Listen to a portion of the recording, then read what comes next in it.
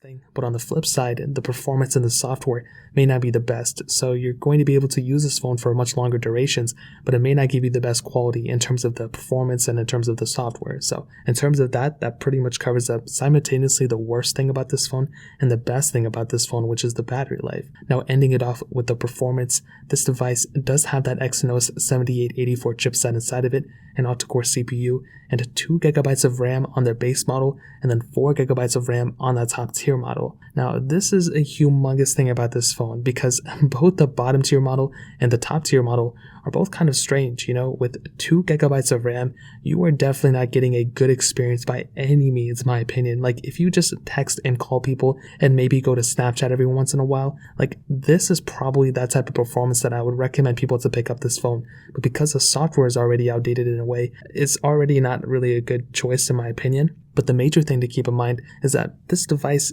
is topped out at 4 gigabytes of RAM. Even the original Google Pixel will get you a better experience because that thing gives you a much better chipset. But on top of that, gives you the same amount of RAM as the top tier model here. So I would honestly not even recommend getting a Galaxy A10 just based off the performance. A device like the Pixel 4a is going to be giving you much better performance at the end of the day. And that's going to be a really, really good performing device for the most part. But this thing, I mean, it'll get the job done if you're trying to do like very, very basic things. But if you're trying to step it up a notch, and if you're trying to do like more intensive apps, more intensive games, if you're trying to do heavy gaming on this thing, you're not going to get a good experience from this thing. So that's an extremely important thing to keep in mind. Again, you don't want to use a phone that's already outdated, but on top of that, you don't want to use a phone that is already, kind of at the end of its performance life cycle. So I think in that, and when you think about it like that, that pretty much makes me think that I probably wouldn't recommend getting a Galaxy A10 for a performance standpoint. If you get it for a really good price or something like that, that's different, but I wouldn't recommend picking up this phone just based off the performance. So in terms of that pretty much covers it up.